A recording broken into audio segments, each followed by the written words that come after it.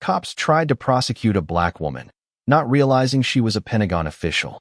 The entire court was shocked. Are you kidding me? A Pentagon official arrested like a common criminal? The cops thought they had the upper hand, but little did they know they had just made the biggest mistake of their careers. When the truth came out, the entire courtroom was left in shock. What really happened that night? And how did it spiral into a legal battle that no one saw coming? This story exposes the truth and shakes the system. Katrina Elise Durand had always seen Washington, D.C. as a place of contradictions, a city built on ideals of freedom and democracy, yet filled with political maneuverings and the silent hum of power. As a senior policy advisor at the Pentagon, Katrina walked a tightrope. On one side was a desire to serve her country. On the other, the knowledge that her every step might be scrutinized more than most simply because of the color of her skin. Yet she had persevered. Over the years, she had built a reputation as a diligent, forward-thinking strategist who had the ear of some of the nation's most prominent defense officials. 36 years old with a quiet confidence that belied the seriousness of her position, Katrina would often leave her office at the Pentagon well after the corridors had emptied of the day's foot traffic. On one such evening in early autumn, she found herself driving to a late dinner with a longtime friend, an Army colonel she had known since her ROTC days at Howard University. The plan was to meet at a small bistro in Arlington. The night was crisp, the moon bright, and traffic was minimal. Katrina drove a sensible sedan, an unassuming hybrid Ford Fusion. Despite her rank and the substantial salary that came with it, she preferred keeping a low profile. No flashy sports car, no tinted windows to project any sense of self-importance. After all, her mother had raised her to be humble, to remember her roots. Each mile she passed, she thought of her mother's proud face at her doctoral graduation, how her mom had told her she would make a difference not just in the armed services, but in the entire nation. That evening, she was replaying a crucial meeting in her head. She had presented a strategic plan for improving cybersecurity measures across several military branches. The top brass had seemed impressed, especially since her proposals could potentially save millions in defense spending. She was excited to refine the plan before the next meeting with Secretary Robert L. Mason, Jr., a man she admired greatly for breaking barriers as the first black Secretary of Defense. She took pride in their shared heritage and found inspiration in his unwavering commitment to integrity. As she merged onto Jefferson Davis Highway, the lights of the city formed a halo in her rearview mirror. She was about 10 minutes from the bistro when she noticed the flicker of police sirens behind her. Confused, Katrina quickly checked her speedometer. She was well within the speed limit. She used her turn signal, changed lanes, and slowed down, expecting the cruiser to rush past in pursuit of some emergency. But it didn't. Instead, the patrol car matched her speed, and she realized she was the target. Katrina's heart thumped, and a thread of anxiety unraveled in her stomach. She had no reason to fear law enforcement, yet past experiences reminded her of how things could go wrong, how misunderstandings could escalate. She indicated to change lanes again, then carefully pulled over onto the shoulder. She watched in the side mirror as two officers emerged from the cruiser, their silhouettes cast long by the headlights, moving toward her. For a moment, she wondered if she'd forgotten to renew her tags or if a tail light was out. She couldn't recall any mechanical issues with her car, though she always kept her vehicle in pristine condition. Katrina rolled down her window and placed both hands visibly on the steering wheel. Her professional experience and her mother's caution taught her to be extra careful. The first officer reached her driver's side window. He was tall, imposing, with a badge that read Officer Holden. A second officer, a shorter man with a shaved head and a scruffy beard named Officer Walsh, hovered near the trunk of the sedan, flashlights scanning the license plate.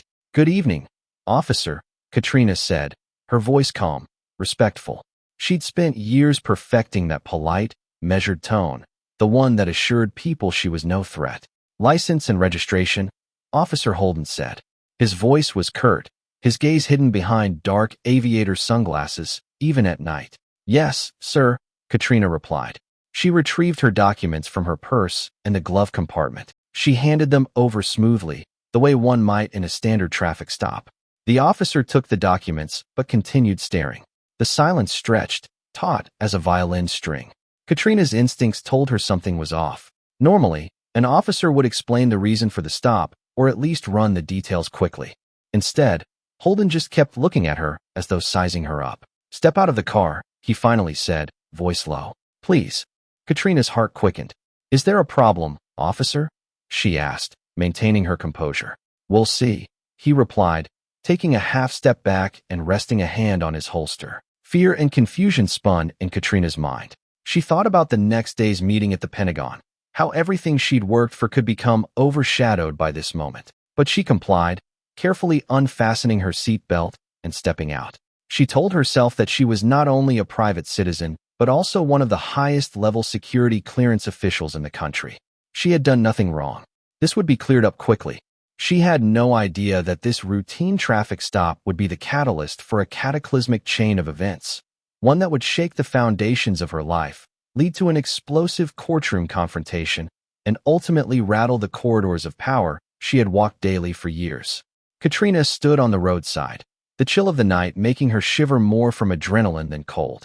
The steady whoosh of passing cars on the highway underscored her sense of vulnerability. Officer Holden handed her license to Officer Walsh, who retreated to the patrol car to run her information. "Hands on the hood," Holden instructed, nodding toward Katrina's car. She froze, swallowing her disbelief. She was a law-abiding citizen, not some fugitive. There was no reasonable suspicion for this level of aggression, she thought. Nonetheless, one night in custody, even if it came to that, would be infinitely better than risking her safety by resisting. She carefully placed her palms on the hood. Officer Holden began a perfunctory pat-down, his manner more forceful than necessary at times. His touch skirted the edge of discomfort, but Katrina gritted her teeth. She had to maintain composure, the same way she had when presenting complex defense strategies to impatient generals. Showing fear or anger could escalate the situation. Meanwhile, Officer Walsh was behind them, his radio crackling with garbled messages.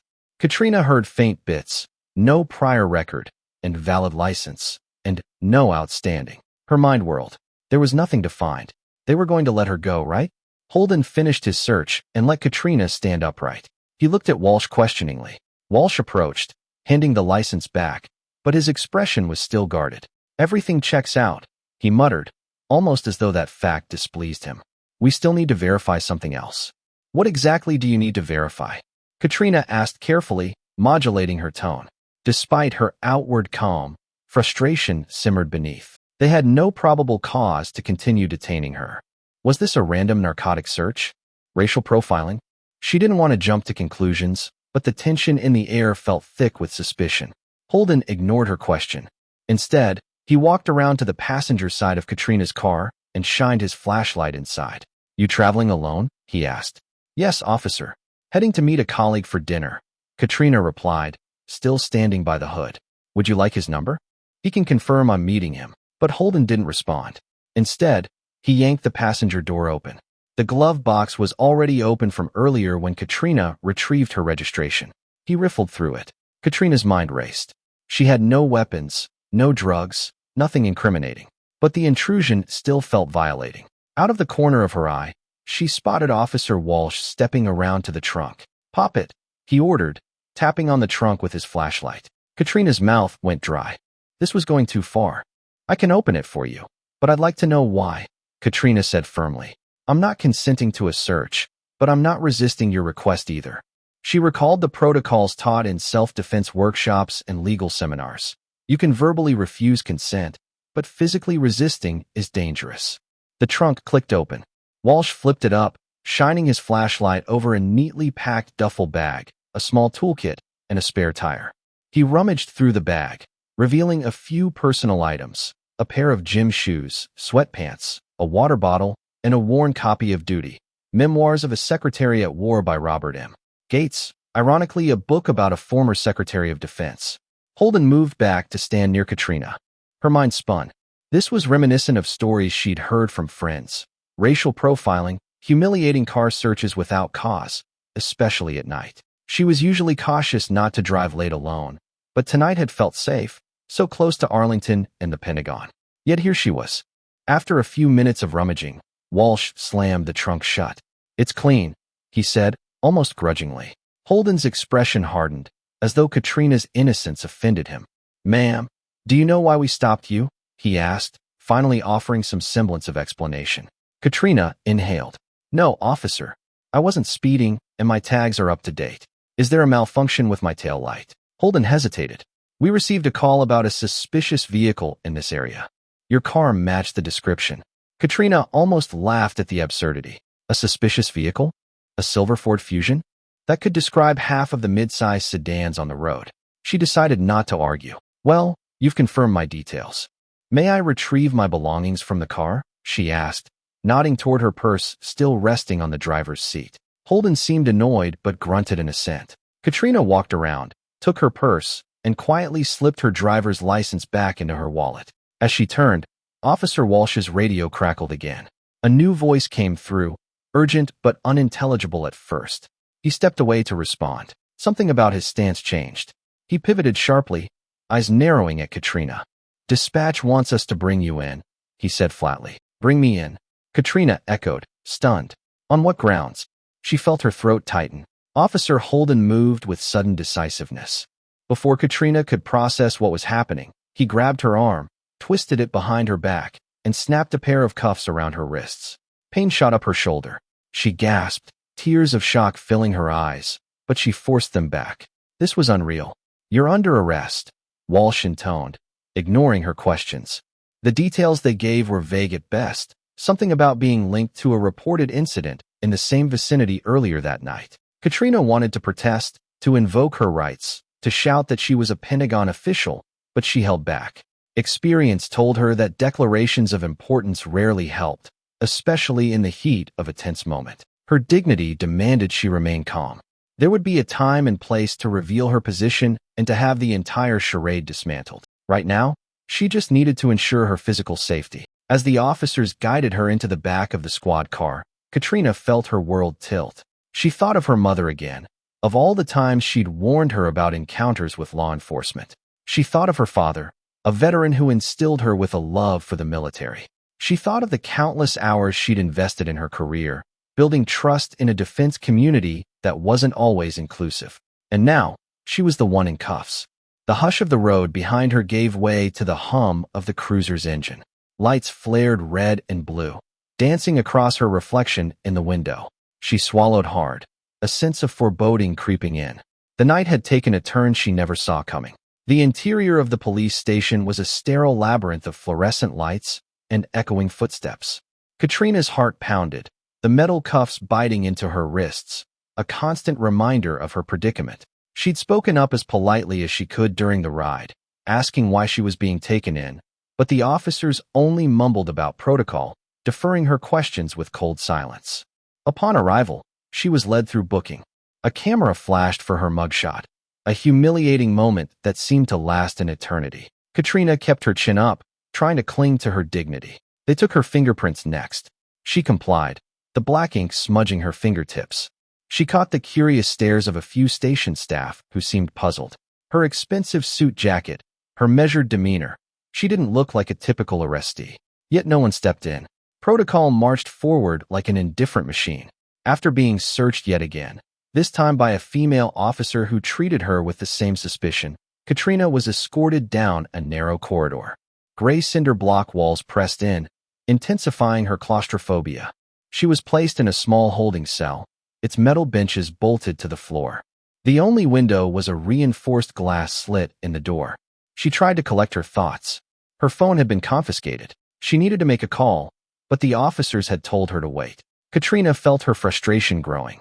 Every minute wasted here jeopardized her reputation and complicated her responsibilities at the Pentagon. Tomorrow morning, she was scheduled to finalize the cybersecurity proposal with senior staff. Her presence was critical, and if word spread of her arrest, the ramifications could be disastrous, both for her career and her personal life. A distant clang signaled someone approaching. A short, balding officer opened the cell door. "Time for your statement," he said curtly, stepping aside. Katrina followed, escorted into a cramped interrogation room with one flickering overhead light. Officer Holden was seated at a table, leaning back in his chair like he owned the place. Officer Walsh hovered near the door. Another man in a wrinkled suit sat across from Holden. He looked disheveled, as though roused from his bed. Katrina guessed he was a detective on the midnight shift. The detective motioned for Katrina to sit opposite him. "Detective Moran," he said, flipping open a notepad. You are Miss Durand, correct? Katrina Elise Durand. He glanced up, eyes narrowing. Care to elaborate? Katrina considered her words. Revealing too much might complicate matters, but withholding information might prolong her detention. I'm a senior policy advisor at the Pentagon, she said calmly. I have top-level security clearance. That's all I can share without proper protocol. Detective Moran snorted softly, skepticism etched in every line of his face. Right. Top-level security clearance, he echoed. I assume you have a supervisor we can contact to verify?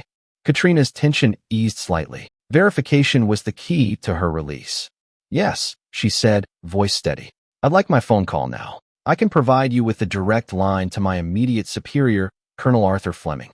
If that's not sufficient, you can also contact the Pentagon Security Office. They'll confirm everything. Detective Moran scribbled a note. We'll see about that. First, Miss Durand, we have a reported incident in the area you were stopped. An armed robbery at a convenience store. The suspect was described as a black female in a silver sedan. We're looking into it. Care to offer an alibi for your whereabouts earlier tonight? Katrina exhaled, her frustration rising. I left the Pentagon around 8. I drove straight to Arlington. I can't prove it without my phone, but my GPS logs would confirm my route. Detective Moran nodded, scribbling. Officer Holden and Officer Walsh say you were acting suspiciously during the stop, refusing to exit the vehicle. That's not accurate, Katrina countered. I complied immediately. They searched my car without my consent, but I didn't resist. You'll see that in any dashcam footage. Holden scoffed from across the table, arms folded. We had probable cause. She matched the description of the suspect. Right, Katrina responded, swallowing her anger. Let me be clear. I had nothing to do with any robbery. I'm happy to provide any evidence to clear this up quickly. Detective Moran watched her intently. We'll run the dashcam footage and also see what the store's surveillance tapes show. If you're clean, we'll figure out next steps. Katrina folded her hands in her lap, forcing composure. She needed that phone call. She needed to contact Colonel Fleming, someone who would realize the gravity of arresting a Pentagon official with a spotless record. Finally, the detective glanced at Walsh. Take Miss Durand for her call, he said, sounding half bored, half intrigued. Then return her to the holding cell. Officer Walsh led Katrina down another corridor. She was handed an old rotary phone placed on a small metal shelf. Walsh hovered close by, not bothering to give her any privacy. Katrina punched in the direct line to Colonel Fleming, praying he would pick up. On the third ring, a groggy voice answered. He had likely just settled in for the evening. Colonel Fleming speaking, he said, clearly puzzled by the late-night call. Colonel, Katrina said softly, desperation creeping into her tone. It's Katrina Durand. I'm at the Arlington Police Department. I've been arrested on suspicion of an armed robbery I had nothing to do with. What? He exclaimed, voice instantly alert. That's... Katrina, what in the world is going on? She explained the situation in clipped sentences, aware that Officer Walsh was eavesdropping. They won't believe who I am. They won't confirm it. I need help, Colonel. All right, calm down, Fleming said, regaining his military edge. I'll make some calls right now, see what's going on. Stay put, follow protocol, and don't worry. I'll get you out. Katrina hung up, relief and anxiety swirling within her. She knew Colonel Fleming had clout, but would the local police care? She'd have to wait, and waiting was the hardest part. Officer Walsh escorted her back to the holding cell. Inside, Katrina leaned against the wall, the chill of cinder block pressing through her suit jacket. She tried to focus on tomorrow, on the plan to finalize the cybersecurity proposal. The best minds in the Pentagon had trusted her with this project. Yet here she was, handcuffed and humiliated. She pressed her eyes shut, willed herself not to cry. Minutes dragged into hours. She heard distant chatter, the buzz of a phone ringing intermittently. Each time, she hoped it was Colonel Fleming calling the station, but no one came to release her or give further updates. The weight of injustice bore down on her. Despite her top-tier position, it felt like she was in a Kafkaesque nightmare with no way out. In that silent cell, Katrina realized this was more than a misunderstanding. It was a collision of prejudice, bureaucracy, and plain bad timing. But she vowed this ordeal would not break her. Tomorrow, if all went well, she'd walk out with her head held high, and perhaps the officers who had so casually dismissed her would face a reckoning they'd never forget. By the time dawn broke, Katrina had barely slept on the frigid metal bench in her cell. Memories of the fluorescent lights, the metallic echo of heavy doors, and the stale smell of disinfectant weighed on her. She had lost track of how many hours had passed since she'd been booked. Occasionally, an officer would walk by, glance into the cell, and continue without a word. Finally, just past sunrise, the cell door swung open. Detective Moran stood there, looking somewhat uneasy. "Come with me," he said in a gruff voice. Katrina arose, feeling every stiff muscle protest as she stood. He led her to a different interrogation room than before, a small space with a table, 2 chairs, and no windows. There she saw Colonel Arthur Fleming, standing clad in casual civilian attire, but carrying himself with unmistakable military bearing. His face was set in stern lines. Detective Moran cleared his throat. "Colonel Fleming has been, verifying your credentials. We're still cross-referencing some details." Fleming's eyes flicked to Katrina, scanning her for any sign of injury. "Katrina, are you okay?" he asked quietly. She nodded, though she felt anything but okay. "Detective," Fleming began, turning to Moran, "I've provided multiple confirmations of Miss Duran's identity and her position at the Pentagon. Her clearance level is TS/SCI, and I've confirmed that she was present at the Pentagon until about 8 p.m. last night. The logs from the main entrance and the guard stations also confirm her exit time." Moran scratched his head. "Yes, Colonel, but we have a suspect matching her description in an armed robbery case. We can't just release her until..." "Until what?" Fleming snapped, the impatience in his voice palpable. "Until you railroad a high-ranking government official because you can't be bothered to examine the surveillance footage from the convenience store or the dash cam from the arresting officer's car." He tossed a folder on the table, bristling with documents. "Here's a partial record from the store's cameras. I had my own team pull it early this morning. The suspect isn't even wearing the same color outfit, let alone matching Miss Duran's license plate. You can see it's a different make and model of car entirely." Moran rifled through the documents, his expression shifting from defensive to uncertain. Katrina watched him carefully. She could sense the tension in the room. Fleming was outraged, and rightfully so. "Colonel," Moran said in a measured tone, "we're verifying everything, but you must understand we acted on a credible tip." Fleming cut him off. "A tip? More like a lazy assumption." He steadied himself, then added, "There's more going on here than meets the eye. I'm sure Miss Duran will be fully exonerated once the evidence is properly reviewed." Katrina finally spoke up, her voice surprisingly firm. "How long until I'm officially released?" Moran gave her a tight-lipped look. "We've asked the store owner to come in for a positive ID. If that doesn't match, we'll proceed with releasing you. But we have procedures to follow." "Procedures?" Fleming echoed, bitterness creeping into his tone. "Fine, we'll wait. But mark my words, I'll be filing formal complaints against the officers who made this arrest without sufficient cause." A knock on the door interrupted them. Officer Walsh peeked in, his face unreadable. "Detective, the store owner's here." Moran nodded. Katrina and Fleming were led to another slightly larger room with a one-way mirror. Inside, the store owner, a gaunt man with a tired face, shifted nervously in a chair. Detective Moran motioned for Katrina to step into view.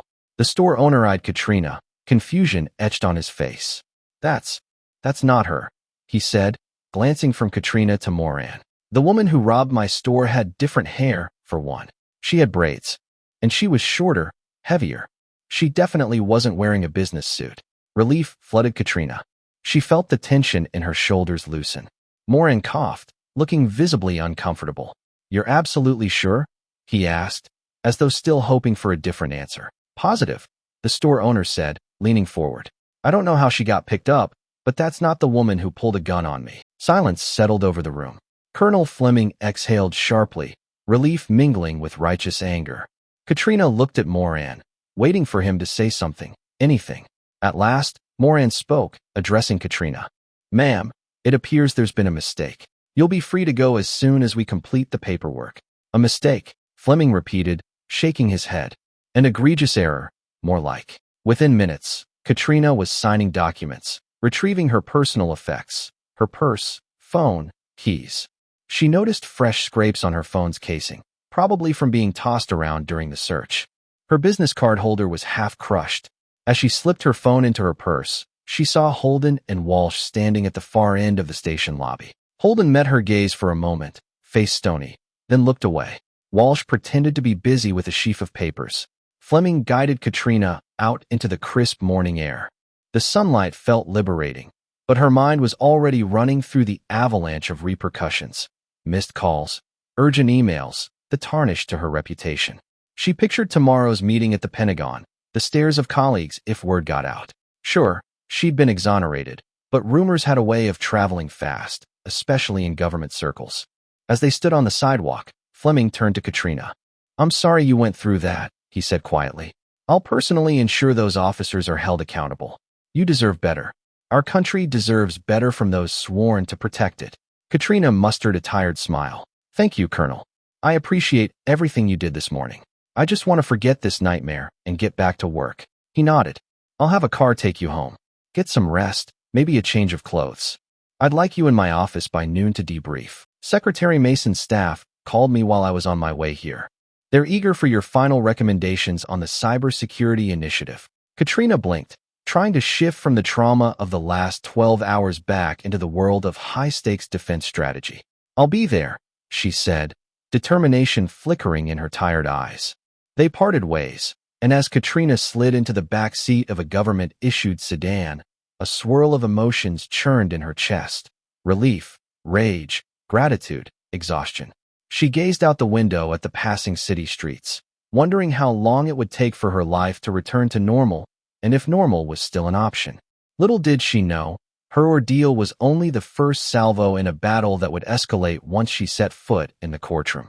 The days leading up to the pre-trial hearing spun into a blur of depositions, legal consults, and an unexpected surge of media attention. Initially, Katrina had hoped the case would remain a discreet matter, something resolved in the quiet corridors of a courthouse.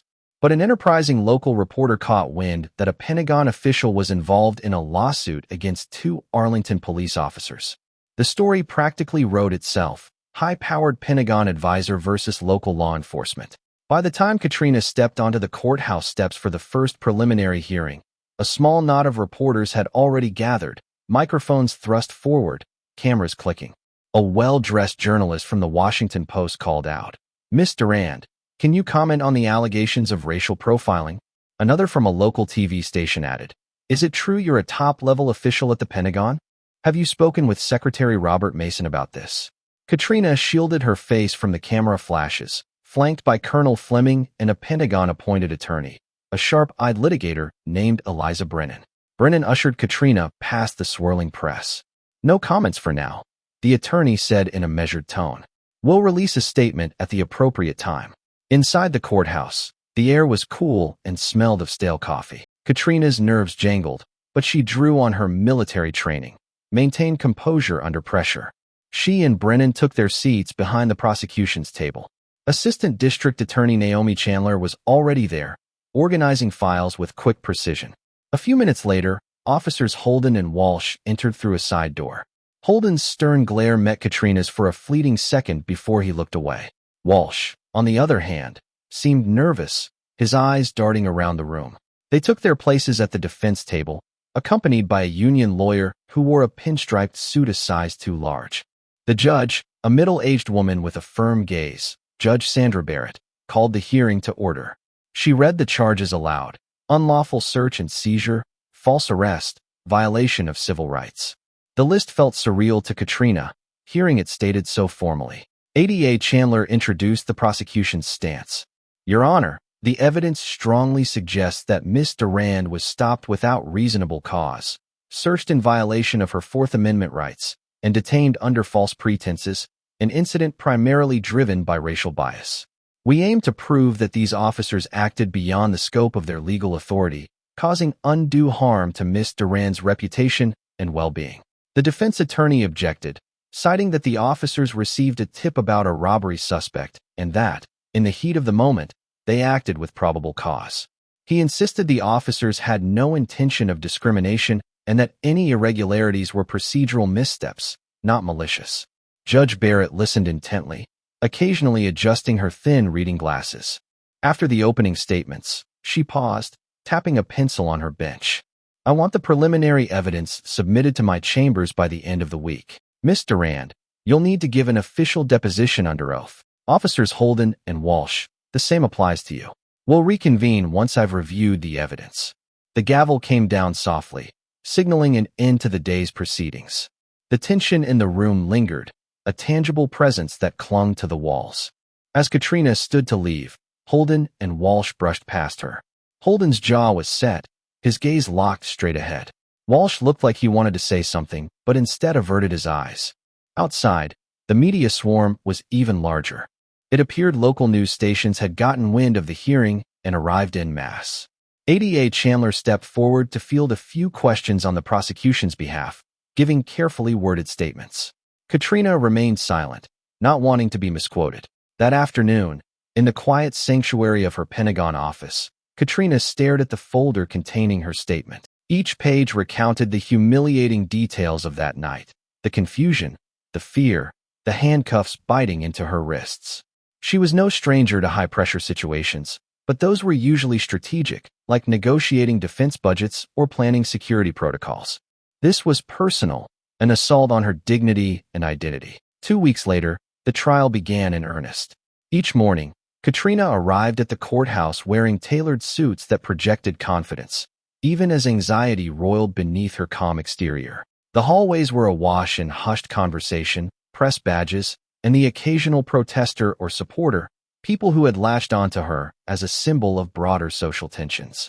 On the first day of formal testimonies, Katrina took the stand. The courtroom was packed, with a row of cameras stationed at the back, though filming was restricted to certain segments per the judge's orders. Judge Barrett presided from her bench with quiet authority, reminding everyone to maintain decorum. ADA Chandler approached the witness stand. "Miss Durand, could you please recount in your own words what happened on the night of your arrest?"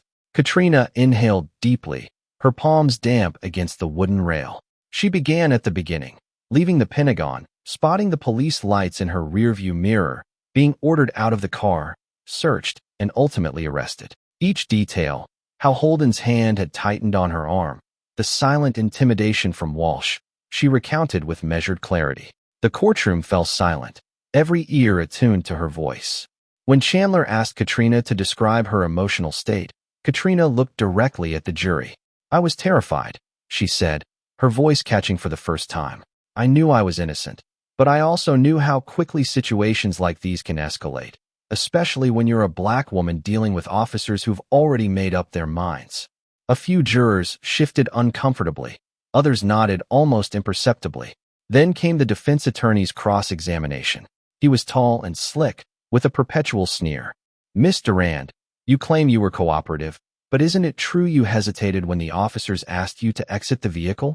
Katrina's chest tightened, but she kept her voice calm. "I hesitated only because I was confused. It was a surprising demand, but I complied. The dashcam footage will show that. And yet you accuse the officers of racial profiling?" He raised an eyebrow.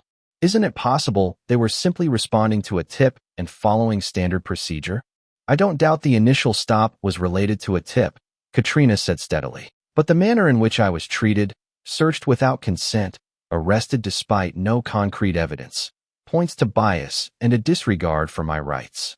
The attorney pressed further, asking about her job, implying that perhaps she used her Pentagon credentials to manipulate the situation. Katrina rebutted firmly, clarifying that she mentioned her position only after repeated attempts to assert her innocence fell on deaf ears. Once her testimony concluded, Katrina stepped down, heart hammering. She could see the intensity on the faces of the jury in the public gallery. Her story was a potent reminder that no status or title guarantees fair treatment, a truth that resonated far beyond the walls of that courtroom. Over the next few days, more witnesses took the stand. A forensic expert testified about the dashcam footage, explaining how it showed Katrina calmly exiting her vehicle, contradicting the officer's narrative that she resisted. Internal affairs investigators presented their findings on the officer's records. Holden had multiple complaints lodged against him for excessive force, though none had ever resulted in formal discipline. Walsh had fewer marks on his record, but there were still a couple of red flags. Perhaps the biggest bombshell came mid-trial when the prosecution introduced a new witness, a former partner of Holden who had retired from the force 2 years prior.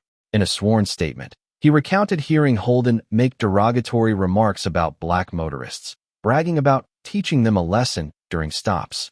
Defense counsel objected furiously, but Judge Barrett allowed the testimony, citing potential relevance to Holden's pattern of behavior. The courtroom was electric with tension. Holden shifted in his seat, his face going pale, while Walsh stared at the floor. Gasps rippled through the public gallery. Katrina couldn't help but feel vindicated, though a small, sad part of her recognized that such attitudes were not isolated to one man. When Holden finally took the stand in his own defense, his composure cracked under Chandler's relentless questioning. He stumbled through explanations, contradicting himself about why he had singled out Katrina's car. At one point, he claimed the suspect's license plate matched Katrina's, but Chandler quickly produced evidence showing the plates were vastly different. Each lie chipped away at the facade he'd tried to maintain. Walsh's turn came next, and he fared slightly better, blaming Holden for most of the decisions that night. But under the heat of cross-examination, he admitted he never personally saw Katrina do anything suspicious. He was just backing up his partner's call. But by the end of that day, the defense looked rattled. The prosecution had painted a clear picture. Katrina as an innocent woman subjected to an unlawful and biased arrest, and Holden as a cop with a history of prejudicial behavior who had roped Walsh into wrongdoing. Katrina walked out of the courthouse into a sea of reporters shouting questions, the glare of cameras almost blinding. She felt like she could finally breathe, but the final arguments were still ahead.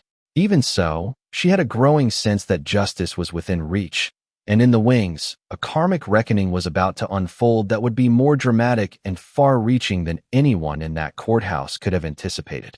As the trial neared its conclusion, the atmosphere in the courthouse became increasingly charged. Lawyers worked long hours preparing their final arguments.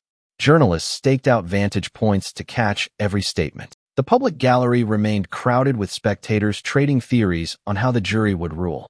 Behind the scenes, however, a separate drama was unfolding. Katrina's Pentagon ties had not gone unnoticed by Holden and Walsh's defense team. Rumors swirled that they were digging into Katrina's background, searching for any perceived misstep they could exploit: financial records, security clearances, even personal social media posts. One evening, as Katrina left the courthouse with Eliza Brennan, her Pentagon-appointed attorney, a man in a cheap suit approached, thrusting a folder at them. "Miss Duran might want to look at this," he muttered. Before either could refuse, he slipped away, disappearing into the crowd. Katrina opened the folder in the relative quiet of her car. Inside were photocopies of internal Pentagon memos, nothing classified, but sensitive strategic notes that shouldn't be out in public. A note scrolled in the margin read, "We can make sure these end up in the news if you don't drop the case." Her stomach lurched. Someone was trying to blackmail her, threatening to leak Pentagon documents to discredit her. She showed the file to Brennan, who turned pale with anger. "This is a blatant attempt at intimidation," Brennan said, seething. "We should immediately inform the judge and the district attorney." But Katrina hesitated, worry gnawing at her. "If we make this public, it might compromise national security. Plus, the defense might spin it as me mishandling documents. This could spiral out of control." "That's exactly why we can't let them bully us," Brennan insisted. "We have to be transparent with the court. Let the judge decide how to handle it." On the second to last day of the trial, another shock rippled through the courtroom. ADA Chandler introduced a newly uncovered piece of evidence. A cluster of text messages Holden had sent Walsh immediately following Katrina's arrest. In them, Holden wrote disparaging remarks about arrogant suits thinking they're above the law, and implied that a night in jail would teach her some respect. The messages hit like a bombshell. Holden's attempt to claim a good-faith mistake unraveled further. Gasps sounded in the gallery. Even the defense attorney looked momentarily speechless. That evening, Holden's lawyer approached Katrina outside the courtroom with a forced smile. "I'm sure you'll be hearing from us, Miss Durand, if you'd like to discuss a settlement." Katrina stared at him, a wave of indignation washing over her. "This isn't about money," she replied icily. "It's about accountability." He flinched at her tone, then hastily retreated. The stage was set for a dramatic finale. With the blackmail attempt under investigation, damning evidence piling up, and Holden's credibility in tatters, Katrina felt momentum on her side. Yet she couldn't shake the nagging sense that a final twist was lurking just around the corner, poised to test her resolve in ways she couldn't yet fathom. The morning of closing arguments arrived with a crisp autumn chill in the air. The courtroom was at capacity, murmurs of anticipation coursing through the rows of observers. Katrina felt the weight of countless eyes on her as she took her seat, her pulse tapping a nervous rhythm in her veins. ADA Chandler began, addressing the jury in a measured, resonant voice. This case is not just about a single traffic stop gone wrong. It's about a systemic issue, about accountability for those entrusted to uphold the law. Officer Holden and Officer Walsh acted on bias, not evidence. They humiliated a law-abiding citizen, Miss Katrina Durand, and deprived her of her fundamental rights. We ask you to stand for justice and find them responsible for this grievous misconduct. She then recapped the evidence, the dashcam footage, Holden's derogatory text messages, the pattern of complaints in his file, Walsh's own admissions. The narrative formed a clear arc of abuse of power. When the defense attorney stood, he attempted to shift the focus. Ladies and gentlemen of the jury, we all make mistakes. Officer Holden and Officer Walsh were under intense pressure, following a tip about an armed robber. Could their judgment have been clouded? Possibly. But were their actions intentionally racist or malicious? The defense argues no. These are honorable officers who serve the community every day. His plea fell somewhat flat, especially in light of the text messages. The lawyer's voice lacked the earlier confidence, as though he too sensed the tides had turned. After both sides rested, Judge Barrett gave her instructions to the jury. Katrina watched them file out, heart pounding. A hush fell over the courtroom, broken only by shifting chairs and whispered conversations. The wait for the verdict spanned several hours. Katrina paced the hallway, occasionally peeking into the milling crowd. Holden and Walsh sat in a corner with their lawyer, expressions grim.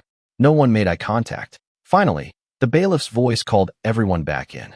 The jury foreperson, an older man with thoughtful eyes, stood to deliver the verdict. We, the jury, find Officer Thomas Holden and Officer Mark Walsh liable for unlawful detention, breach of civil rights, and racial profiling. We recommend punitive measures in accordance with the law. A collective exhale swept the room. Katrina felt tears well up, tears of relief, vindication, and a strange ache for the system that had allowed this to happen in the first place. The judge banged her gavel, calling for order.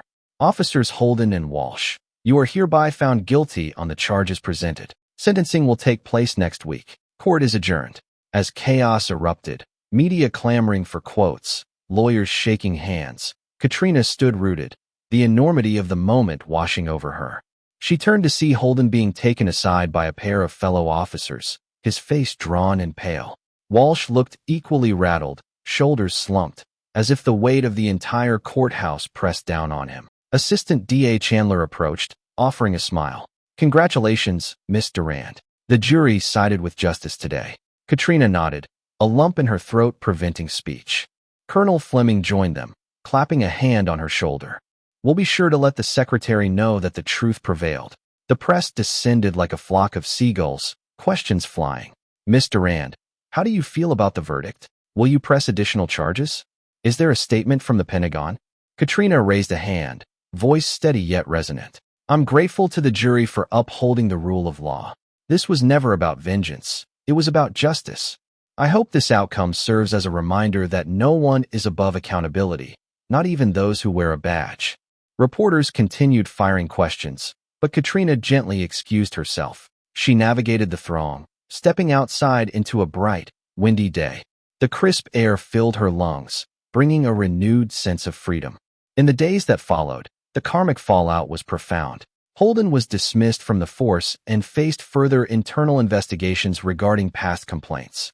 Walsh, who had cooperated more, received a lighter sentence but still lost his job. The city council announced an independent review of policing practices to prevent future injustices. Public pressure grew for improved police training and better accountability measures. For Katrina, life at the Pentagon resumed with a heightened sense of purpose. Secretary Mason personally commended her courage, hinting at potential advancement opportunities. She accepted the praise graciously, though in her heart she remained humbled by the ordeal. She recognized that many people in similar situations lacked her resources and status. Still, the victory felt like a triumph for more than just her.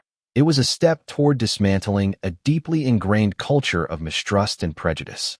Each day she walked into the Pentagon with her head held high, determined to excel at her duties, to serve her country, and to champion the cause of justice wherever she could. As for Holden and Walsh, they became cautionary tales, a reminder that the abuse of power carries steep consequences. Some whispered that Holden struggled to find work, his reputation irrevocably tarnished. Walsh relocated to another state, hoping to rebuild a semblance of his life. Neither man escaped the reach of their own actions. In every sense, the karmic pendulum had swung back with a force few had anticipated, reminding everyone that sometimes justice does prevail, and when it does, it can be breathtakingly swift. A month after the trial ended, Katrina found herself back in the same Arlington courtroom, not for another hearing, but for a community forum addressing policing reforms. The city council had invited her to speak about her experiences and provide insight into how systemic changes could be enacted. She'd agreed, seeing this as an opportunity to ensure her ordeal wasn't just a headline, but a catalyst for meaningful change. The audience, packed into rows of wooden seats, included local politicians, activists, and everyday citizens curious about the new initiatives. Cameras rolled quietly in the back, though the media frenzy had died down significantly since the trial. On stage, a panel of speakers waited their turn. When Katrina took the microphone, a hush fell. She briefly recounted her arrest, not dwelling on the details, but framing it as an example of what happens when biases go unchecked. Then she pivoted, speaking about the broader issues: training programs that neglected cultural sensitivity, the reluctance to discipline officers with repeated complaints, the lack of accountability structures. "I come from a background of public service," she said, her voice clear and unwavering. "At the Pentagon, we operate under rigorous checks and balances.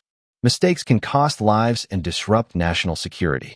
While policing isn't the same as military defense, both fields share a fundamental requirement for integrity and accountability. We can't tolerate negligence or bias because the cost is too high. It shatters public trust and endangers the very people we aim to protect." Her words resonated, drawing applause. She concluded by urging the city council to adopt reforms that would make such incidents less likely. More transparency in complaints, ongoing anti-bias training, and partnerships with community groups. After the forum, as Katrina stepped off the stage, a young black woman approached, eyes bright with admiration. "Thank you," she said softly. "Your story gave me hope that speaking up actually matters." Katrina smiled, a sense of validation warming her chest. She remembered her own fear the night she was hauled into a police cruiser, the uncertainty of how it would end. Now she had the privilege to stand before a crowd and advocate for change, an outcome that could have easily been reversed if she hadn't had support and resources. In the ensuing weeks, Katrina devoted herself fully to her Pentagon responsibilities, which had grown even more critical as the nation navigated shifting global security demands. She led task forces, strategized with top officials, and contributed to policy decisions that shaped America's defense posture. All the while, the echoes of her courtroom battle stayed with her, fueling a deeper resolve. One day, Colonel Fleming summoned her for a meeting in his office. As she stepped in, she saw Secretary Robert L. Mason Jr. seated beside him, both men wearing broad smiles. Her heart skipped a beat. "Miss Durand, you've demonstrated exceptional commitment, not just to your role here, but to the principles of justice and public service," Mason began. "We've been watching your work on the cybersecurity initiative, and we believe you're ready for a new challenge." Fleming slid a folder across the table. Inside was an offer letter for a position as Deputy Director of Strategic Operations, an influential role with far-reaching impact. Katrina's hand trembled as she read it, tears threatening to gather at the corners of her eyes. She glanced up. I don't know what to say." "I'm honored, sir. You've earned it," Mason said. "We need leaders who not only excel technically, but also stand firm on ethical ground. Your perseverance in the face of adversity embodies the values this nation strives to uphold." Katrina nodded, her voice thick with emotion. "Thank you. I accept." That evening, after sharing the news with her mother over a jubilant phone call, Katrina sat alone in her living room, reflecting on the journey. The traffic stop that once felt like a nightmare had become a crucible, forging her into a stronger version of herself, one unafraid to confront injustice, no matter the personal cost. She looked out at the Washington skyline, the silhouette of the Pentagon visible under the moonlit sky. Tomorrow promised new responsibilities and new pressures, but she felt ready. Because through the darkest moments, she discovered an unbreakable truth. Real power isn't about titles or uniforms. It's about the courage to do what's right, even when the system fights back. And that was the kind of power Katrina Durand would carry with her, from the corridors of the Pentagon to any place justice needed a champion.